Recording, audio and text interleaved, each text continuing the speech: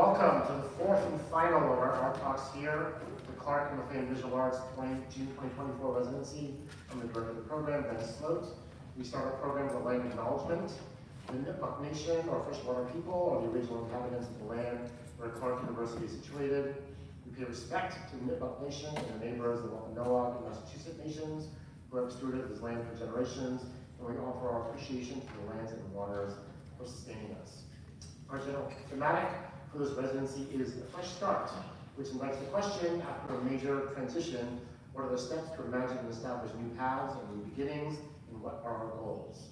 Our programs started Tuesday with a talk by curator Abigail Winograd, continued Wednesday with photographer Dana Hoey, and yesterday with scholar and curator Louise Croker. And folks who missed that program, please find them on our YouTube channel.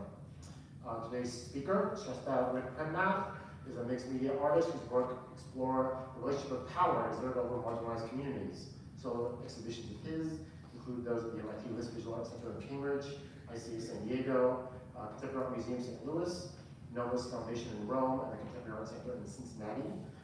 Premnath is an associate professor at Williams College and has had his own fresh start in kind of the Western Massachusetts area. So please join me in welcoming Premnath.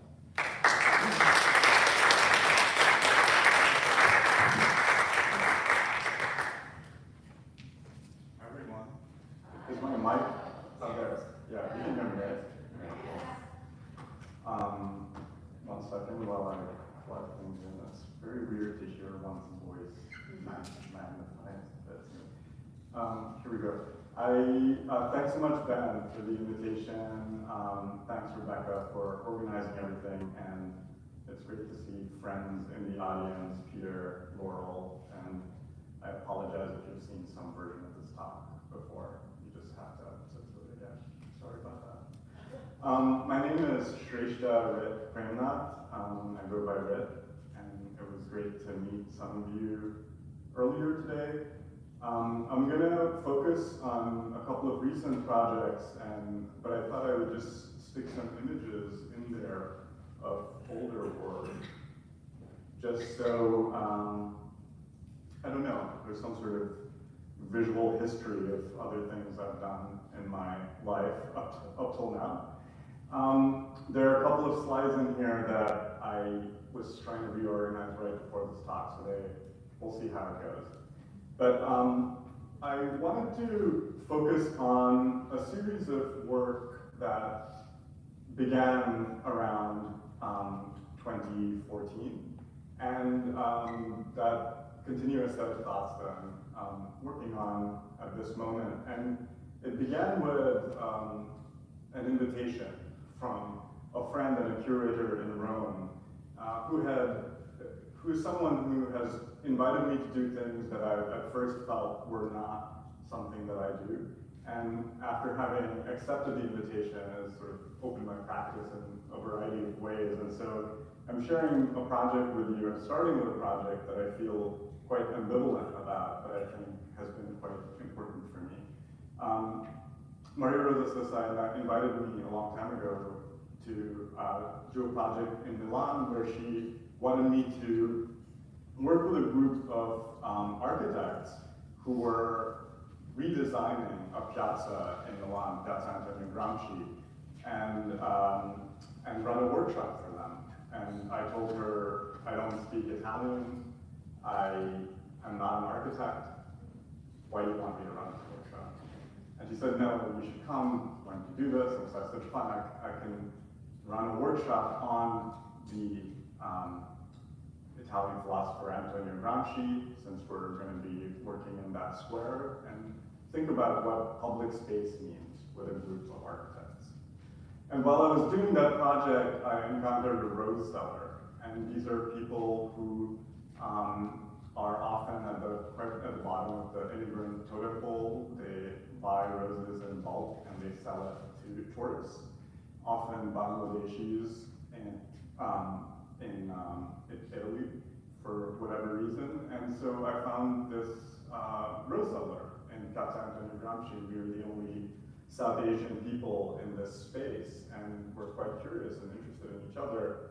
And I never knew what to make of this. We exchanged numbers at some point, and that was that. Until Maria Rosa invited me again to do a project in Rome to work with a group of high school students, and once again I said, why are you inviting me? Like I still don't know how to speak Italian. Like I don't know anything about this place. And she insisted, and so I said, well, I would love to get to know this community in Rome. I encountered this person when I came last to Italy, and I would like to, have a workshop where we invite a community group in Tor Pignataro, which is the area in Rome where a lot of the Bangladeshi community lives, and introduce these students, predominantly white, predominantly suburban, to this community, to have a space where young people from these two communities learn about each other and meet each other. And so we embarked on this project where I was sort of a fly on the wall. There was a community group that was running the project. I had just instigated it. And we produced a zine at the end of the project. And this group of students wrote about their experiences. We rented a space in that community to launch the zine. And at this point, I wanted to invite this person that I had met many years ago, the rose seller, to come to this event, because in many ways he had instigated this project, or inspired this project. And so I went to him and invited him to come to the book launch, but he said, I work evenings, so I can't come. That's when I sell my flowers. And so I said, what about if I buy as many flowers as you would sell on a good night? Would you come as a guest? And he agreed. And so I did this a sort of a performance that night where Amal, the flower seller, went into the opening. He just was present as a guest, and I stood outside trying to hand flowers to visitors as they entered. But people mostly avoided me, which is what they do with flower sellers trying to hand them roses, and which led to some pretty awkward moments. An artist who I'd had coffee with the previous day was walking down the street. He tried to avoid me. He realized who I was, and then he was incredibly embarrassed, and he took a rose and he gave me money. And I think he was even more embarrassed after that. So it was a strange experience, and as someone who doesn't do performances very much, it has stuck with me. But one thing that I've taken away from that has been this idea of misrecognition. That in that moment when I met someone and someone met me, and we both felt a sense of identification that was misplaced. We're not similar in so many respects. We acted upon that misidentification and forged some kind of relationship that I found quite meaningful. Another video that came out of a similar situation was something that happened much closer to home in Brooklyn. I would often walk down the street from my home to the studio where migrant day laborers wait for work, and of course, like I would have my backpack on, I have my work boots on, and I'm walking to my studio, and I remember a person stopping his car and asking me if I needed work. They had mistaken me for a day laborer waiting for work. And again, this misrecognition instigated a project, Una Doble Vida, which is really a monologue and a video, and I'll play you a little bit and then say a little bit about it.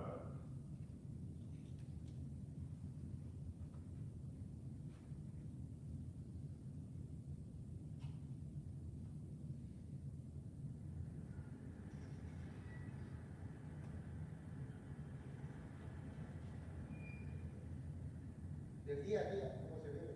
O sea, los días buenos, otros días malos. Yo lo que vivo es mi día a día, pero obviamente sí, yo pienso en el futuro para mí, para mi familia, bueno, por eso es la razón que nosotros vivimos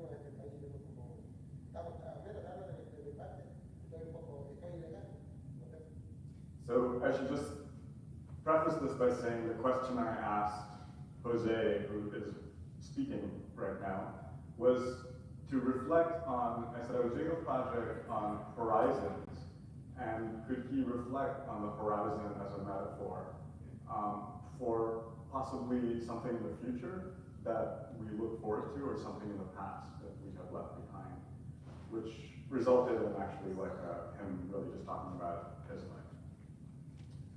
And the channel on the floor is video shot in the evening when everyone leaves their milk cartons behind that they sit on while they wait for work during the day. So that's shot at sunset, and the channel above is just the sun setting.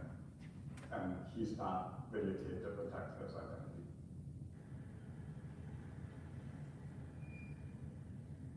Del día a día, cómo se vive. O sea, del día buenos, otros días malos. Yo lo que vivo es mi día a día, pero obviamente sí. Yo pienso en el futuro para mí, para mi familia, bueno, por eso es la razón que con nosotros vivimos en este país, somos como, estamos, al menos hablo de mi parte, estoy ilegal, no tengo mi documento, ¿no? A mi futuro también sí lo doy mente, pero más me empecé pienso en el presente.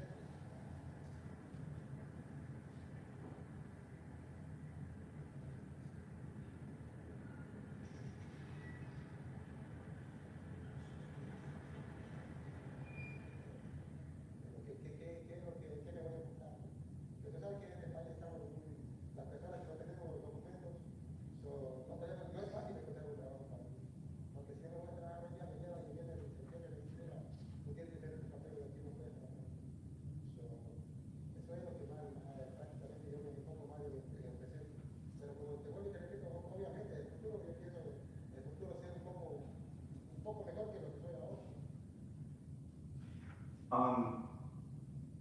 might come back to this later. Okay. So one of the themes that's been important to me has been this space between people that opens up in a kind of relational space.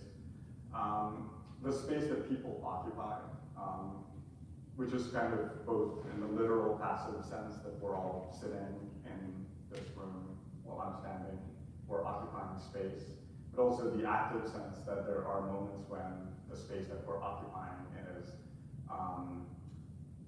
challenged in some way, and we either leave or we stand up and fight for it. And so I think about that relation to space and the relation to time in the case of this day laborer who waits for work, and that way in which waiting is a temporal analog for occupation, which is a spatial relation to the world. And one of the thinkers, philosophers who's been very helpful in helping me think about this is Judith Butler, who talks a lot about this space between, the space between people that opens up in moments of protest. And here she is talking about the Arab Spring in 2012. And I'm particularly drawn to this sentence towards the end where she says, in wresting power, a new space is created, a new between of bodies, as it were, that lays claim to existing space through the action of a new alliance. And I find this quite powerful, and that it's been something that I've, since working on these videos, that as I said, I felt quite ambivalent about. I've been working much more in sculpture to think about the space between bodies, and the space between a body and a place. And these sculptures, these forms are forms that I call slumps. They are simple kind of, figure-like things. They're just a rectangle with a triangle cut out of them. And I work on them quite improvisationally. So here's just a studio shot of like stage one of me making a sculpture. finding a kind of position where these forms are trapped in between these barricades and held, so there's a sculptural relation there. And then using plaster to kind of hold them in that form. And so these sculptures are often made on site. They are quite fragile, so they continue to crack and fall apart over the duration of the show. And they're held in place by the structure. This piece is titled Kettling. It was made in 2021. I was very much thinking about the protests in the summer of 2020 when I learned the word kettling, which I didn't know prior to that. It's a term used by police to when they corral protesters. And I was interested in this relation between power and dissent.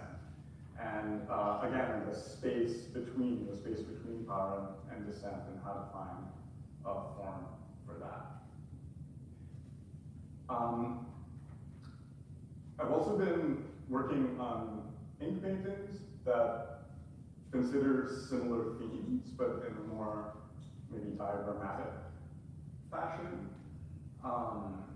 This series was titled The Pot Calls the Kettle Black, which hopefully makes sense, again, in relation to the 2020 protests and perhaps others.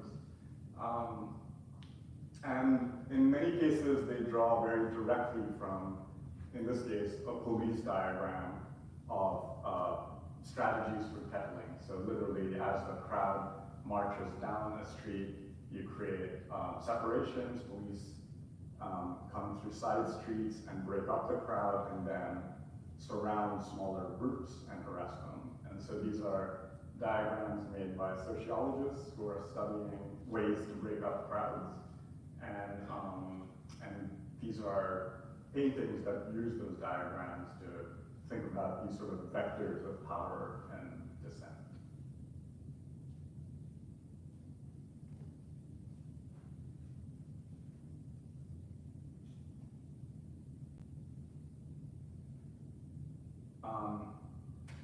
In this series titled Triangulation, again, there's a kind of formal limit that was imposed by something that I learned about, which was that in Hong Kong, when student protesters were occupying universities and kind of making a claim to space in relation against the Chinese government's occupation, they started to tie barricades into triangles and use those barricades, police barricades, as battering rams to push back against police.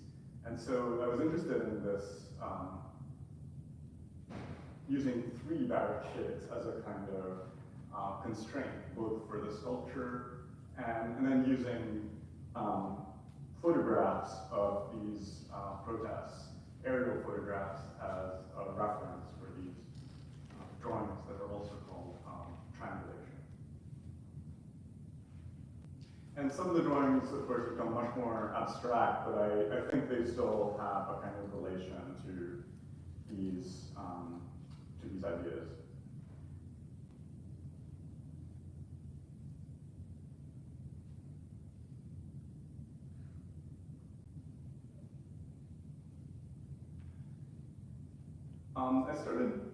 I've been thinking a lot about waiting, as I said, and it definitely started with this project with Jose, and realizing when I asked him to speak about horizons that he spoke so much about this situation of feeling trapped in time, that he was far away from his family, that he was in the US in order to support his family back home, but there was no way for him to leave. And so he was sort of suspended in time. And I began to think about the ways in which power is used to suspend people in time, to hold people in time. And here, the photograph that forms the front of this structure is a photograph from the roof of my studio in Sunset Park in Brooklyn. One side of which has a detention center or prison and the Metropolitan Detention Center, and the other side, the Statue of Liberty. And I wanted to think about these two places, one for both in some ways spaces of migrant detention, not the Statue of Liberty, but Ellis Island, and both kind of ideas of freedom. One, freedom for people, and the other, freedom from people, I would say.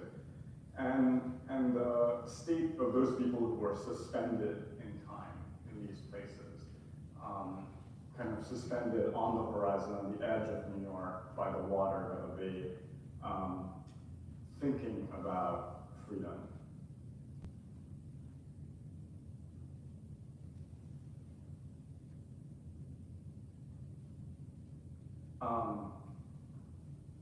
On a practical note, I mean, again, it was this was the first time I used plaster. Actually, this piece is prior to the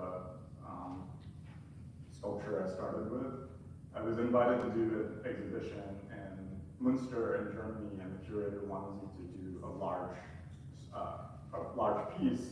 And the thought of packing and shipping this piece seemed just kind of insane.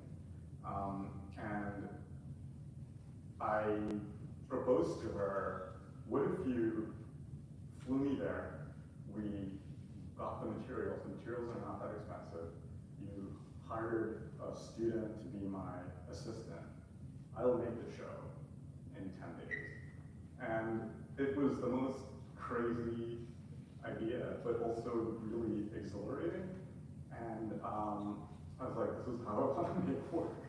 And so when I was invited to do a show at the Contemporary Gallery in Vancouver, I proposed to work in this way. I said, I'll just do the whole show. I'll plan the entire show, but I'll make the show on site, which on alternate days was like really kind of panic-inducing and freeing.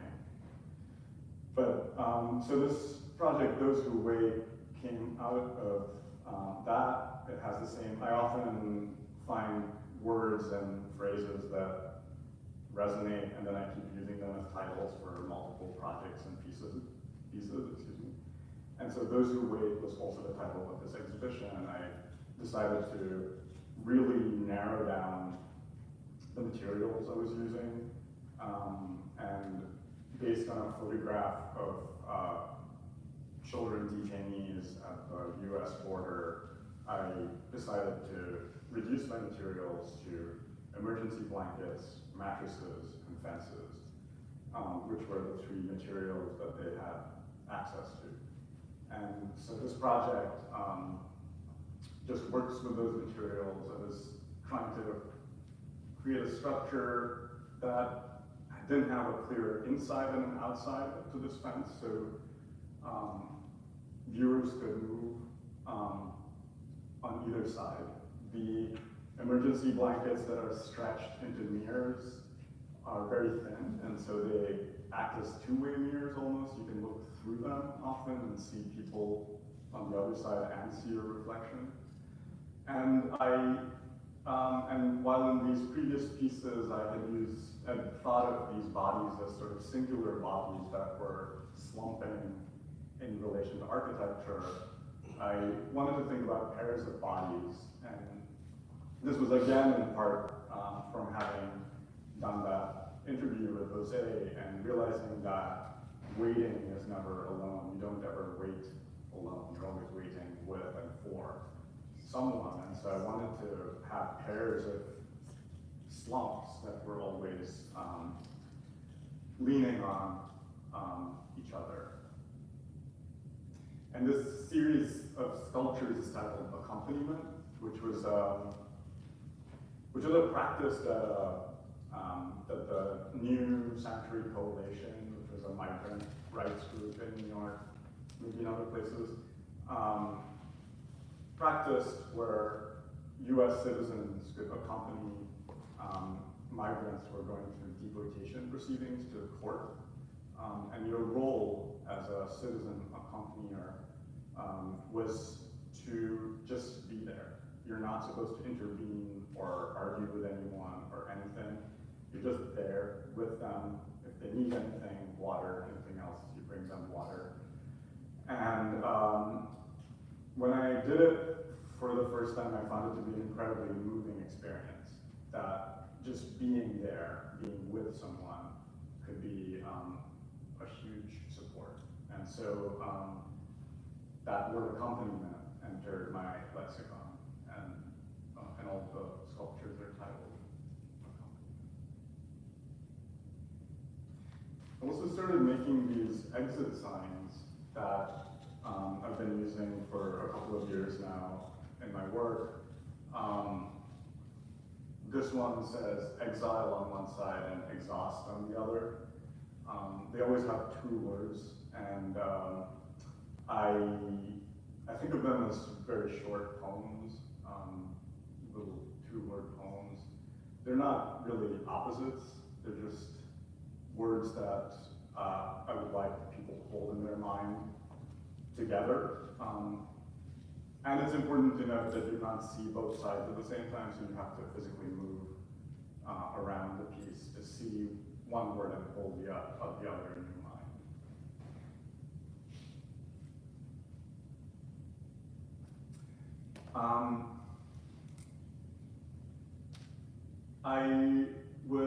This is sort of like a little interjection, but I was invited right before the lockdown in 2020 to do a pair of exhibitions at the List, which you all know, and the Contemporary Art Center in Cincinnati. And so I wanted to, before I get to that, I wanted to just introduce this project to you, which is that since 2004, or I should say from 2004 to 2021, I edited a publication called Shifter. And Shifter was a very important part of my practice. It was a space where we convened discussions, where we thought through themes and invited people from various backgrounds, artists, curators, and others, scientists, to come and talk about ideas together. And so when I was invited to do these exhibitions, I proposed to do an issue of Shifter that happened simultaneously with the exhibitions. Of course, there was the lockdown. It just so happened that we proposed the theme of waiting, which became pertinent in a kind of weird, dystopic way. And so over the course of that year of lockdown, we hosted a series of online Zoom discussions on the topic of waiting. And as you can see, one of the discussions was with Basil Abbas and Ruan Abdurrahman, who have a show right now at the List, which you should go see if you haven't already. And this series resulted in a publication, which was supposed to be launched at the end of the exhibitions, but as a result of all the delays, we actually launched the publication along with my exhibitions, which were titled Grave Grove, and which was also an exit sign that I made for that show. So again, I wanted to show a couple of images for, I guess, for the students here about sort of like how a show gets planned, I guess. And I tend to make little maquettes. I tend to work with, I don't enjoy drawing things with my hands so much. I prefer to make little models of things. I prefer to make kind of life-size mock-ups just to understand how they're gonna live in space. And I also really love to use Rhino, which is a 3D software, to understand the scale relation between sculptures and space. And so I was working on this series of works. I didn't have a title yet at that point. And in the spring of 2021, there was signs of a vaccine, and it was spring, it was getting warmer, and these beautiful wild plants were emerging in the cracks around my studio building. And I started to think about these other forms of life, and I guess started to think about weeds particularly as bearing a kind of relation to my work. This was my bookshelf as I was thinking about those things, thinking about issues around migration, issues around waiting and time, and thinking about wild urban plants of the Northeast, holding them in my mind together. So this is from Peter Del Trodici's book, which is a field guide to weeds. He says, from a plant's perspective, invasiveness is just another word for successful reproduction, the ultimate goal of all organisms, including humans. From a utilitarian perspective, a weed is any plant that grows by itself in a place where people do not want it to grow. The term is a value judgment that humans apply to plants we do not like, not a biological characteristic. So I was interested in this notion of native and invasive, the ways in which the word invasive is used, and thinking about those on the margins, beings, lives on the margins, that are up for elimination, and the value that they hold in the regeneration of society. So I was doing experiments in my studio, trying to think about how these plants could enter into my sculptures, how to water them and keep them alive.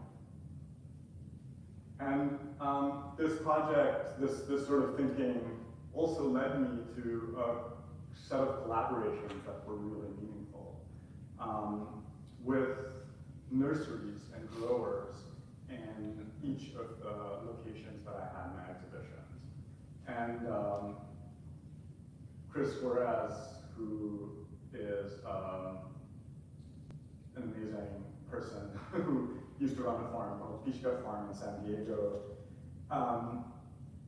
had a big role in helping me select plants and for my exhibitions, figure out what would grow indoors, and think through this conceptual kind of question around what plants would best fit to complicate this idea, and as Chris beautifully put it, plants that would go beyond the dichotomy or help us think beyond the dichotomy of native and invasive. And so these are plants growing for the show. Another inspiration for this exhibition and thinking, Octavia Butler, who says, we give our dead to the orchards and the groves, we give our dead to life. And so Great Grove had these plants kind of growing from these interstices, these cracks between forms that, when I started out, were based around cardboard boxes. I was sort of thinking about unfurled cardboard boxes as a space of occupying, a way of occupying space. Definitely, I'm not sure how things are in Worcester, but in New York, you find homeless people sleeping on stretched out cardboard boxes. And so it's a way of marking space, it's a way of occupying space, and so I was thinking about that. I wanted to find a material that referred to the cardboard box, but also reflected the sky, that kind of reflected the view that someone lying down would see as they were looking up, and reflect the viewer back into it. And so this was a form, an object that came out of that thinking. And these watering bottles, these irrigation mechanisms made of water bottles and IV tubes, which sort of hang like at head level and become quite important parts of the installation.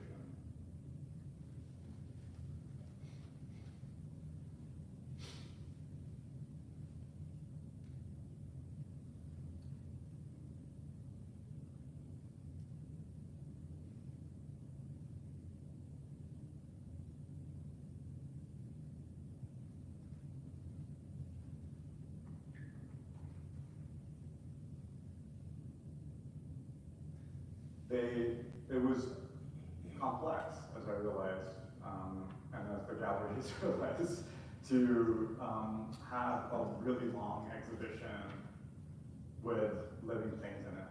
It takes a lot of care and watering and light, and what I realized, which I hadn't quite anticipated, was that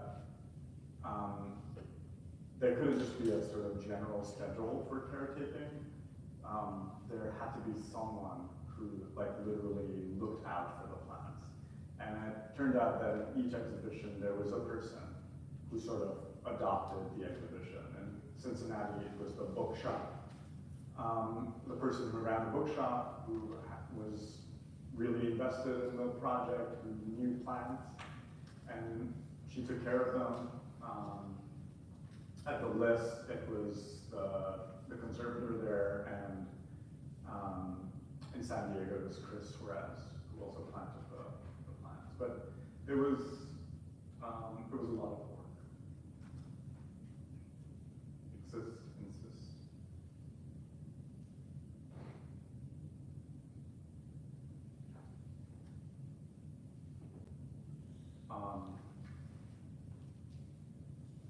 So, I mean, I'm sure there are people here who can identify plants, but there's a lot of dandelions. They did really well in the exhibition.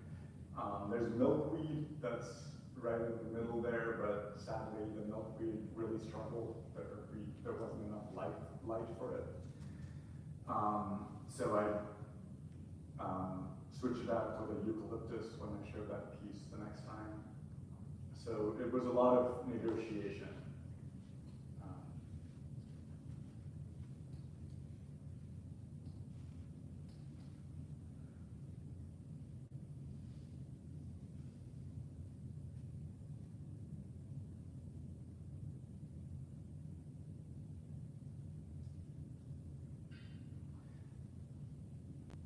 Also feel free to shout out questions or comments along the way. Yeah. I saw the great exhibit in Cincinnati, Oh. and with the docent and a group of caregivers and their loved ones and Alzheimer's.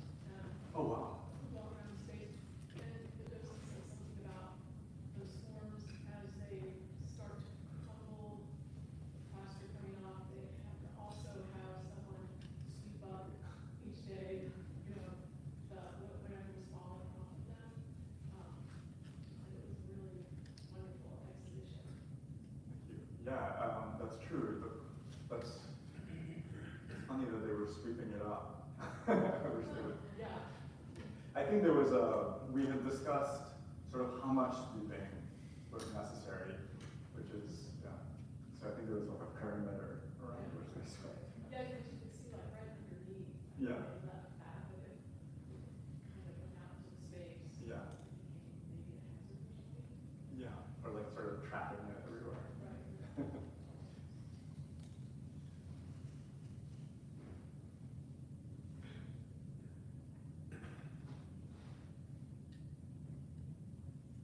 And again, these paintings, that a lot of these paintings are titled Margin. Yeah, I don't know. I don't have anything else to say on that. But if you have questions, we can talk about it. I have questions about the chain link, which is so interesting, because it, in some way, implicates a kind of efficiency of modernism to make these structures that are so perfect that kind of making sure people don't move from one place to another. Yet you could see through it, so it has this kind of sense of where you're not allowed to go. You could see that. So I'm curious about that in terms of your practice. Seems to have a really interesting blend of like real precision, but then allowing a lot of improvisation and things to be a little bit organic or unfixed. And I was wondering if you could talk a little bit about that. Yeah. Well, the first part, which is about chain link fences, yeah, exactly. I totally agree, and I feel like that's also the characteristic of borders in general, that they are both, they're ideas, they're not a kind of, I mean, there's a way, like, for example, there's this whole fight around, like, literally putting a border wall, on the southern border. There's that. So there's the literalness of the border, but there's also the fact that the border is everywhere. And I don't mean this in a sort of metaphorical way, I mean, like, literally, like, through the control of passports and immigration and so on, the border can be enforced at any location, at any time. And so the border, I think of as something like very, very thin, like that you can see through, but that has to be constantly enforced through some form of policing, which is why I kind of enjoy the thinness of the paper, like working on with ink on paper and cutting through the paper so you see through the paper to the wall. It's a way of thinking about that sort of transparency that you were talking about in a literal sense. The second question, which kind of has to do with the organic quality of things, and precarity maybe also to some extent, like things leaning on each other or sort of hanging from thin lines. I think about the way, with a lot of minimalist sculpture, and I think of, the large gleaming metal pieces and so on, that precarity is something that is transferred on emotionally to the viewer, right? Like that you phenomenologically feel like a sense of either worry or care or threat in relation to the object. And that's something I kind of enjoy, the fact that like a viewer walks into an exhibition and the first thing they feel, hopefully, is a kind of emotional and bodily relation to the object before the ideas, whatever they might be, start circulating in the mind. And so I think like things that look like they're gonna fall down and they're kind of crumbling, that they are cracking, that maybe look perfect from a distance, and you get closer and closer, and then you realize like it's a body that's aging. I feel like it creates a sense of care and worry maybe between the viewer and the object, where they kind of like move slowly around it, lest they like knock it over. And they really could very easily, like these two sculptures in the middle are really just like leaning on each other on tiptoe, and that chain link line sort of stabilizes it. So if you bumped into it, it would fall down and it would break. So like, yeah, which is not great, I guess, for registrars. But. All right, thanks. It's beautiful to see all the work in installation. It seems like it is an installation. I'm wondering though, so much of the work functions on a kind of metaphoric level and dealing with real world sort of situations. Does the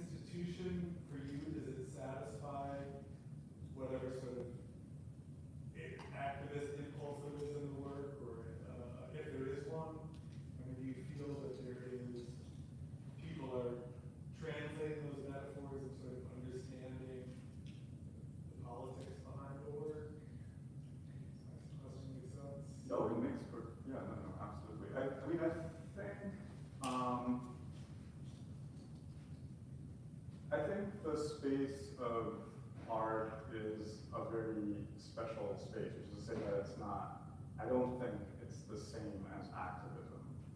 So it's a place where, and I think these two-worded exit signs are maybe one way to articulate that it's a space for aporias or knots or questions or propositions to be manifested. So it's a space for a certain kind of like very slow thinking.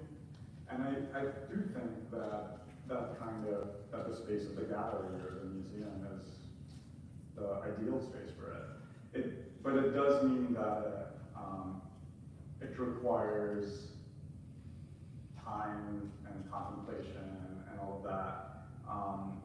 I mean, one of the things that's so generous about, like, you were talking about your experience at the Contemporary Art Center in Cincinnati, it's kind of amazing, like, when there are docents and guides, and in San Diego, they would ask questions to people. They had, like, the docents prepared questions, and they would ask questions to visitors as a way to guide them through the exhibition rather than giving them a tour. So I think it's incredibly, like, special to be able to have that kind of space and time devoted to the work. So, Can you just the video piece you showed us, the date of that was what? I think it was like probably like 20, I don't know, let's say 17. Yeah.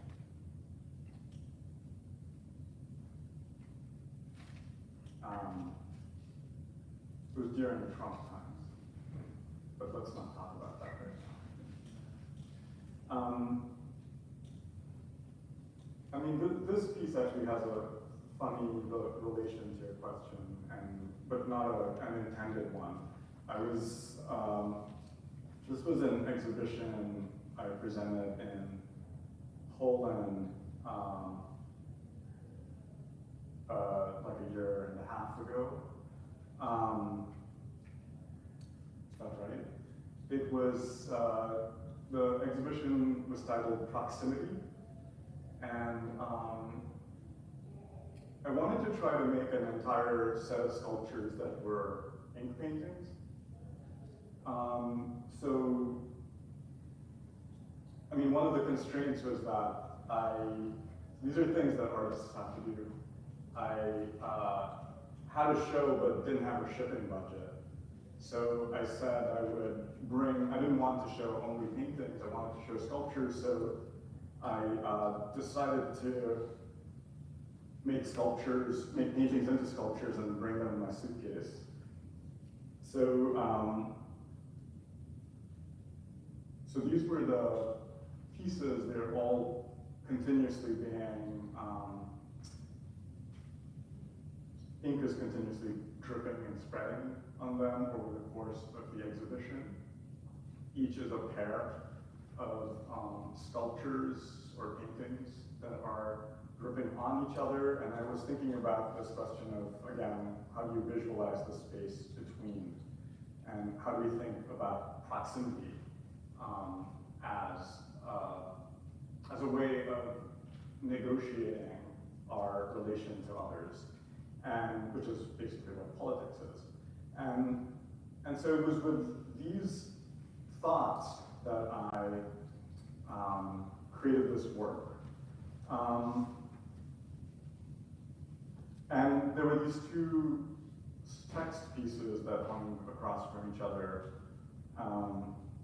which one says, somewhere always beyond view, and the other says, so close as to be the same place. The thing that I had not anticipated was that Russia invaded Ukraine the week before. And there was an influx of refugees from Ukraine into Poland. And Polish people were being incredibly hospitable to these refugees. And in fact, the gallery's office had been offered up to a mother and child who were fleeing the war. And And so it was a pretty strange and surreal experience to have these people literally, they were living behind this wall in the office. And that there was something actually like resonant in a way that I hadn't intended about these two statements, so close as to be the same place and somewhere always beyond view, which is, I think, probably an accurate way to describe Poland and Ukraine, or for that matter, Ukraine and Russia. People responded. I didn't know how we would have an opening in that situation, but we did, and people responded, and in fact, the mother came out the next day to view the exhibition. Anyway, yeah. Sometimes it's hard to understand politics as it's unraveling and moving.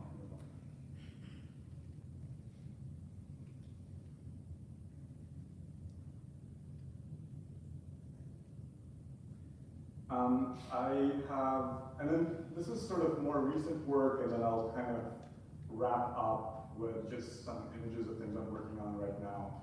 But sort of like in relation to Ben's question about these fences, these are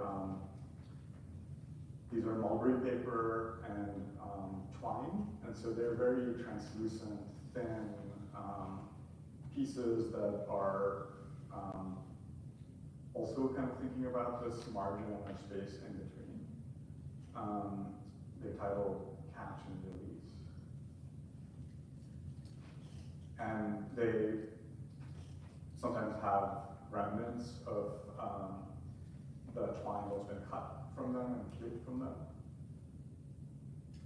I've been most recently thinking about, or making, I should say, a set of sculptures that move away from that form of the slump, but that also move away from the literal body-like form, but in my mind still have a relation to the body, maybe a fragment of the body. Instead of thinking about the body and architecture as two separate things, I've been thinking about the armature as a way to reveal aspects of what is supporting the body internally. And so this is sort of a set of sculptures that I'm still kind of figuring out in my studio. They're not really, I don't think of them as done. I'd also been wanting to think about color and paint, which in certain moments, like using red and an exit sign has a kind of logic for me, or if a plant is green, then that's the color it is. There are ways that colors enter my work that feel, that make sense, and then I have trouble using paints other than black. But gray has entered the lexicon, partly through this very beautiful lecture by Premnath, where she talks about this color, richu gray, which was used by Chinese landscape painters to describe a certain kind of gray that's hard to define, that is, that can express the moment before it rains or soon after. So it's not a color that is exactly expressible. It's not, it's a color that has the capacity to move in different directions. And so then sort of starting from the gray and moving into other hues within a narrow range. And making these things that, yeah.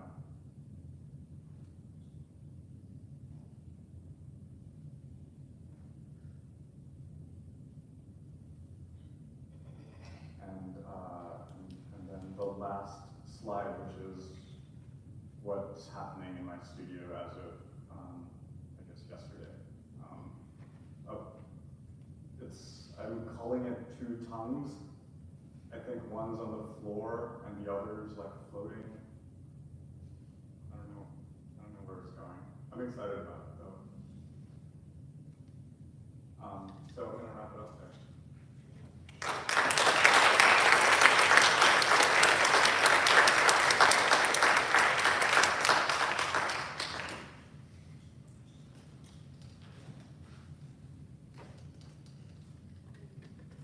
One back there. I really enjoyed. Oh, sorry, we have a question up here with the microphone. Just have a We'll short pass it to question. you next, in the back. Should I speak? Yeah. You, hi, Rick. Hi. What a wonderful pathos formula and expressions of vulnerability you have in your work, and I just feel we must acknowledge the ruling by the Supreme Court today that homeless people have no right to camp in city parks, but it goes far beyond that. They cannot even recline with a blanket over them. I was thinking about it with your blankets and the piece. And effectively what this does is that it denies people the very space of existence. That's all. Absolutely, absolutely. It's truly shocking and amazing.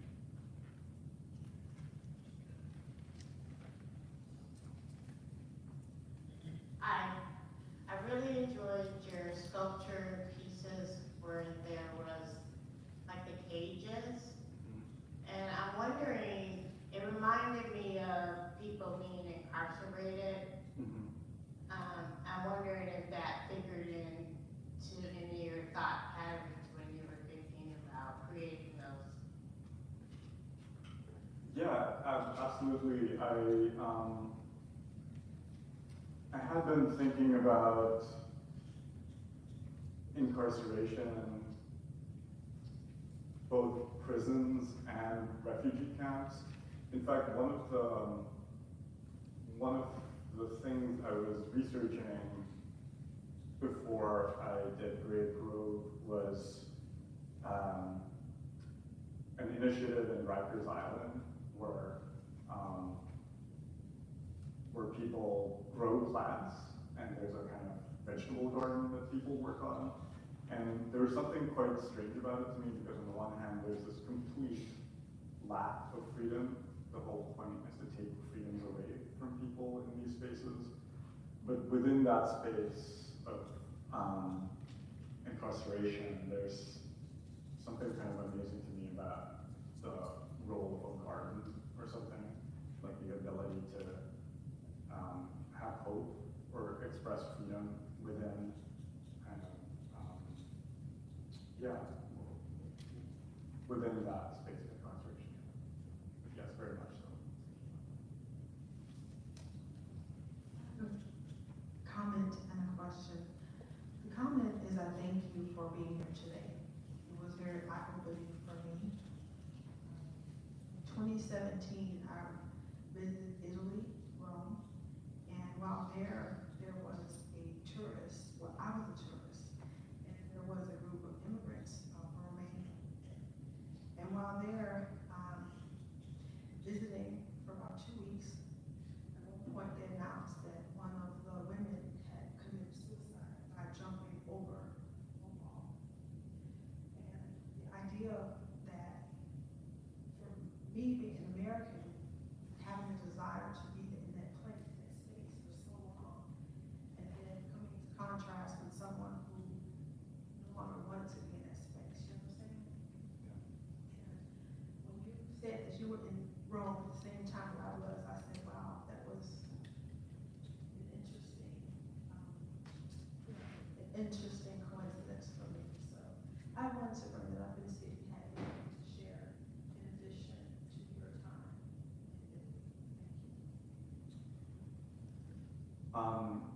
Yeah, that's an incredibly sad story. I was of course like thinking about this statement too, that was something that a person who had been stuck in a detention center in the US said, after having tried again and again to have his situation resolved. And I think it is something about the way governmental power can sometimes just crush hope to that extent that people would rather die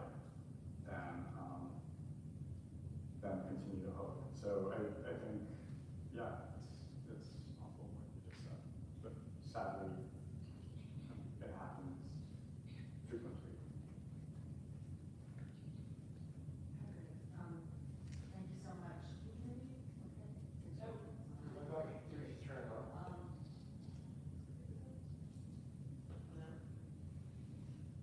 I can speak loudly anyway. Okay. So this is more of a process question. I'm curious about your process. And I really loved again your presentation.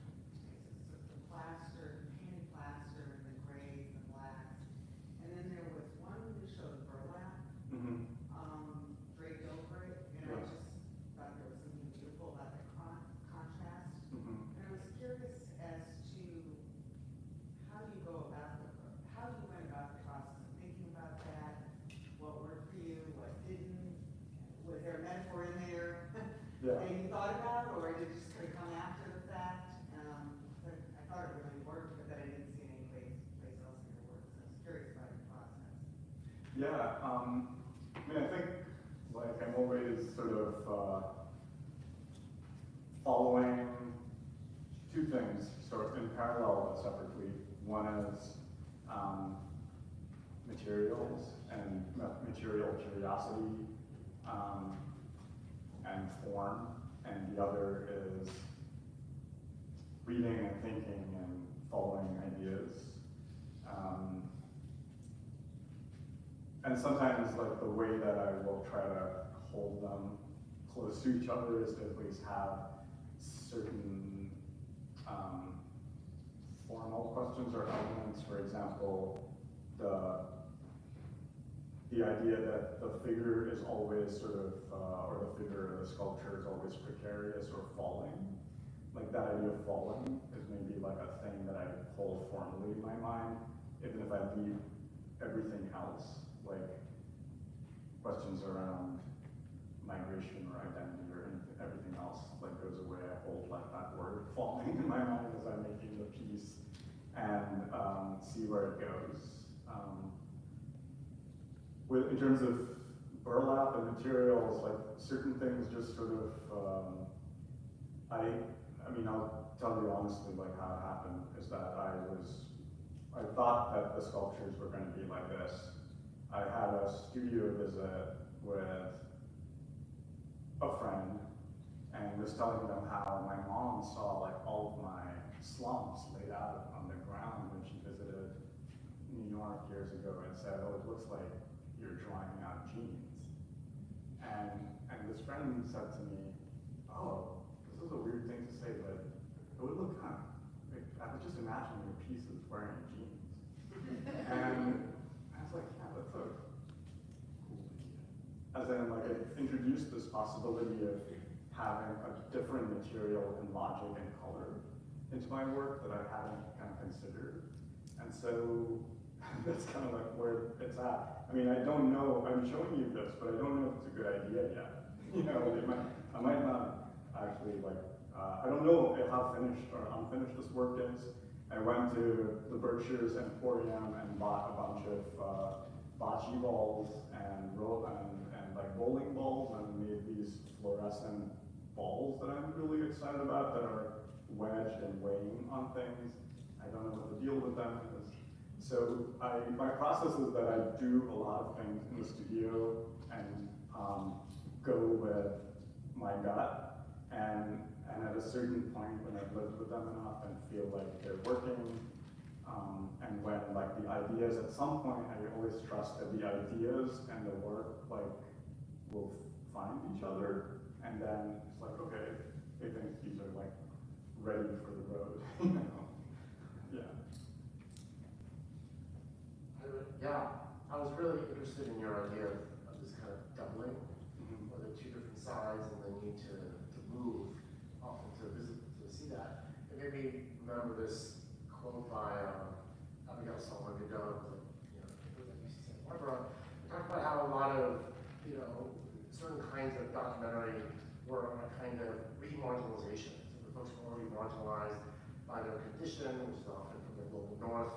And then here comes the photographer from the global north, like, be photographing them, and there's this kind of twinning that's happening there, their image and how it's being consumed, and how their bodies are being marginalized by policy. And I thought about that a lot with the work, because a lot of, like your drawings of triangulation of how the police are running, and protesters look like, large-scale warfare, and the way armies would attack. It made me think that so much of refugees are because of policies from the same place that they're forced to actually go to. There's a kind of doubling or re-inscription that's happening over and over again. And then it makes the defense seem like the perpetrator, and then it's just like you see in relation to that. So not really a question there, but certainly part of the equation is the kind of wider scale that it points to. Yeah, I mean, I think also there's your questions are always like so layered. Which thread do I pull here? But, or comment. But like, I think one part of it that's, is that like I started by presenting that video and the performance, in part because my anxiety around that kind of work is that when this person's voice is actually like in the work, or when I'm literally like buying roses from this person and like distributing it, I feel like I am functioning in some way. I'm re-inscribing something that is that I'm not solving a problem. I'm just profiting from it in some way. And so I'm always a bit uneasy about that kind of work. But so I think about abstraction a lot, and not abstraction as in the opposite of figuration, but abstraction as in abstracting reality. That in order to be able to see it, we have to sort of pull something out of it, and which is a kind of abstraction that I feel like I'm engaged in. And so thinking about like using those photographs of protesters or the guidebook for kettling or something as a source material to abstract from as a way to think about the relation between power and dissent for me feels, or to think about like a kind of body-like form that in some ways makes us think about Smithson or Judd or something like that, a kind of minimalist practice, but also places it back within a political frame that is sort of legible. Like I think that kind of space where abstraction like reconnects with a political reality is something that I find kind of important. In fact, I was talking to someone here today about abstraction in painting and kind of my own maybe difficulty. Like I love like Mark Rothko, but I feel like I could never make a Mark Rothko. I mean, apart from the fact that it's already been made. But in part because I think like there's a sort of shadow of politics that is always cast between me and that metaphysical object, like that I cannot get away from. And so yeah, so I think it's just a way that I try to make abstractions.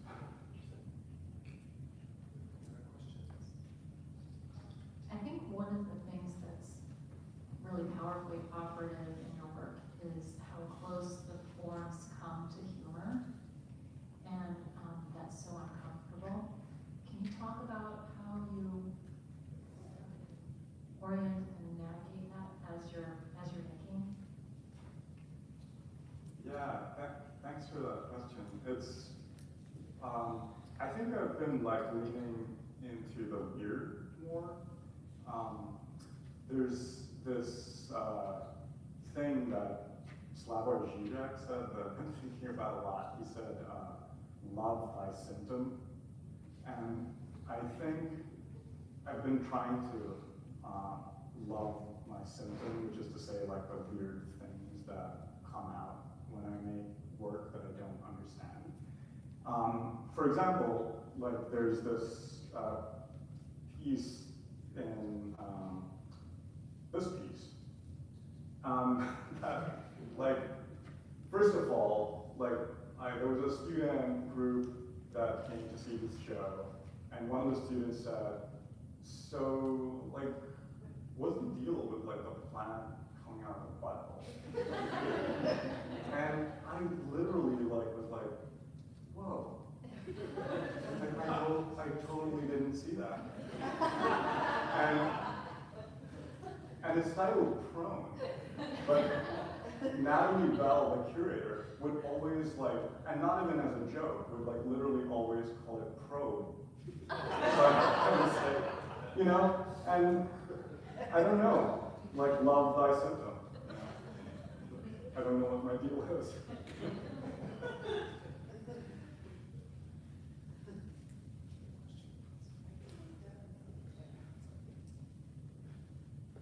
I don't know if I want, certainly don't want the last part, but I guess I'm, very curious. You use the word proximity, but I keep thinking of it in terms of intimacy, not only in terms of obviously something that is embodied, something that's very affective, but also the intimacy between categories. So abstraction, the ready-made, living protest, the reductive diagrammatic language, and I'm wondering if you can talk about that merger of seeming opposites. Yeah. Well, I mean, I feel like you kind of said it, but well, the No, but how do you think about How do I it? think So, about it? like, in terms of, loving your symptom, is it the kind of thing like, whoa, these things don't belong together, I'll just go with it? Yeah, I mean, I think like one way that I think of it is in terms of dialectics. That like when you have two terms that appear to be in opposition to each other, they actually are sort of like dependent on each other. Like I don't know how many people are familiar with Harry Potter. I don't want like this metaphor to go over your head, but like I think it's like very key that like Harry contains like a piece of Voldemort in him. Like that is like the true dialectic. And so, like in fact that he's not the chosen one. He's the chosen one because he was mistaken, because he was chosen, therefore he's the chosen one. So, that's the dialectics of Harry Potter. But I think but I mean it seriously too, which is that I think that within every term is its opposite, and I don't mean it like metaphorically, I mean it literally. And so the difficulty is in holding them at the same time. I don't think it's useful to do that in certain situations. Like I think, if a person is like about to be hit by a truck, like you don't think like metaphysically about like the meaning of death, right? Like you probably just save them. But so I think like there are places where it's not appropriate to think that way. But I think in the space of art, it is actually very appropriate to try to hold these two things together, like, and I do like the point that you make that maybe intimacy is one way to think about it. That there's kind of merging of identities that happens, or like the borders become blurry. Thank you.